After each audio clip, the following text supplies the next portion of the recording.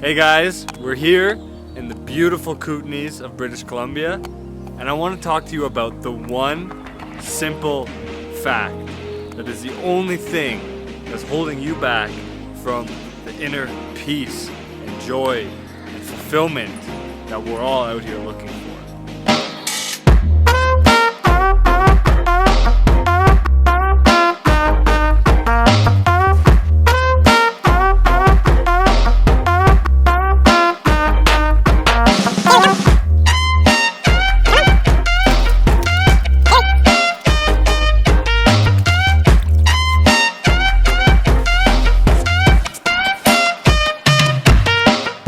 Hey guys, we're here in the beautiful Kootenays of British Columbia.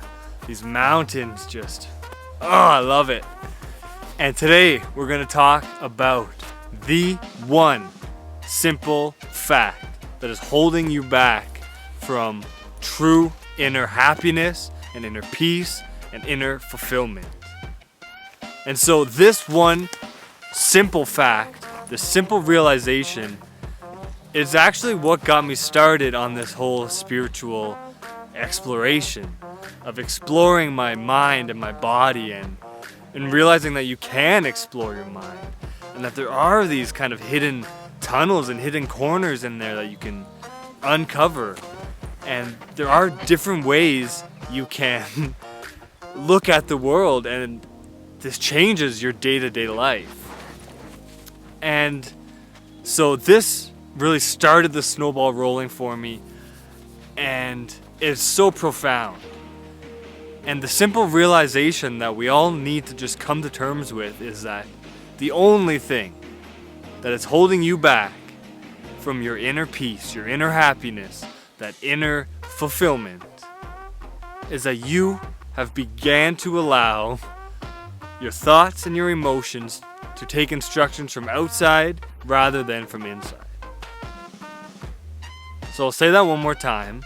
You have began to allow your thoughts and your emotions to take instructions from outside rather than from inside. Because if we could control our emotions completely, control our thoughts completely, would we ever have a bad thought about ourselves? Would we ever spend a day or two or three just in a depressive state? Would we ever feel anxious meeting new people? And there's a great story that one of my meditation teachers told me when I was in India. And so there was this woman who was laying down to go to sleep. And as she drifted off into sleep, she had this really lucid, really vivid dream. And she dreamed there was just this hulk of a man standing over her in her room. And his eyes locked with her eyes, and she began to tremble, but not with fear. And as he moved closer and closer and closer, he eventually got so close that she could feel his breath. She could almost feel his heartbeat. And she asked him, "What are you going to do to me?" And he said, "Well, lady, it's your dream." And what happens inside of us in this world is our dream. Shouldn't we be able to control our own dream? Shouldn't we be able to dictate the direction our dream goes? Shouldn't we be able to dictate how we feel inside of our dream? But yet so few of us actually take control of this power that we have. Most of us, and myself included, get caught in allowing everything else from outside of us telling us how we should feel and how we should think. We get caught in the cycles of the news, of terrible posts going around social media, of bad habits our parents or our grandparents have held on to and they pass down to us. And we get caught in these cycles. And we never take the time to actually create the feelings and the thoughts that we want from inside and only listen to those. Because the thing we do need to recognize is that our entire experience here is coming from within ourselves. Everything. And when I studied human kinetics in university and we learned the neuroscience and the neuroanatomy of the brain, I began to understand this. I began to understand that everything is occurring within ourselves. We think when we look at these mountains that we're looking at them out there, that we're seeing them out there, that we're experiencing them out there. But that's not how any of it works. When we look at the mountain, the light from the mountain is reflected into our lens. And then the image is then inverted onto the back of our retina as our brain processes what we're seeing. So we aren't experiencing that mountain out there, we're experiencing it in here. And when we touch someone's hand, we think we're experiencing their hand. But really, all we're experiencing is our own sensations on our hand. When we have sex with our lover, we think we're experiencing this person. And we think this person is the reason we're feeling so good. And they're letting us feel so good. And they're making us feel so good. But all we're experiencing is ourselves. We're experiencing our own sensations on our body. We're not actually experiencing their body at all. And so these kind of really reality shifting perceptions can have a huge influence on the way you live your life. Because once you can begin to grasp this idea and wrestle with it and dance with it a little bit, it gives you so much more control over your life and so much more control over your inner state of being. Because you're finally coming to terms with the fact that you are in control of everything going on in here. It doesn't matter what's happening out there. You're in control in here. And so another good story I like to tell to try to really hammer this idea home to people is you can picture yourself walking down the street with your best friend. And as you guys are going out for lunch, this super cute girl or guy is walking towards you guys. And you guys lock eyes, and she gives you that little playful smile.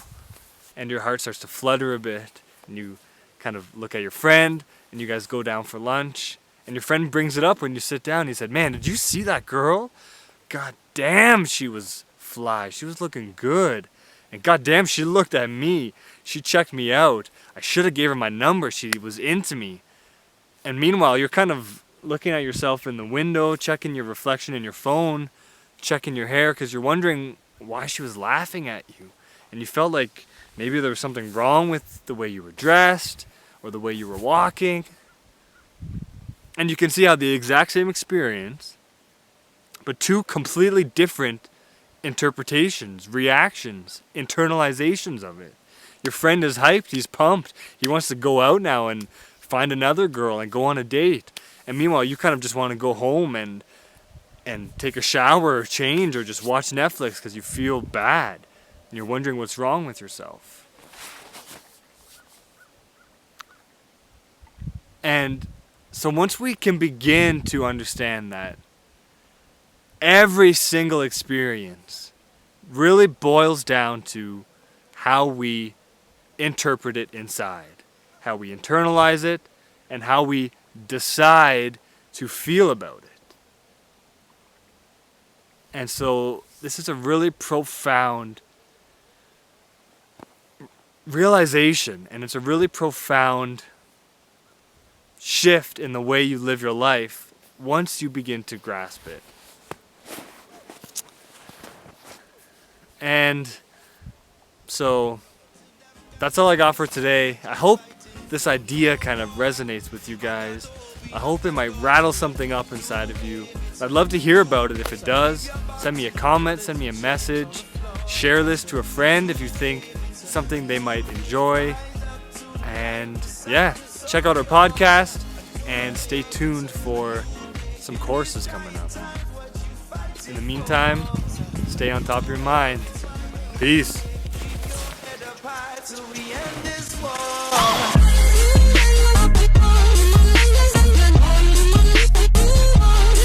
So I just want to end this off by giving you guys something tangible, something actionable that you can put into practice right now to practice these ideas we've been talking about. And so we really need to commit ourselves to this idea of getting our thoughts and our emotions to take instructions only from inside rather than from all the chaos outside. And so we need to remind ourselves of this and practice this throughout our day whenever we can. And I find the best way to start doing this is first thing when you wake up and last thing right before you fall asleep. So when you first wake up in the morning, take a few minutes for yourself, close your eyes, and just think to yourself, how do I want to feel today? How do I want to think today? How do I want to act today? Who do I want to be today? And you only need a minute or two of really focused thought of how do you want to feel, how do you want to think, who do you want to be? And again, do that right before you fall asleep.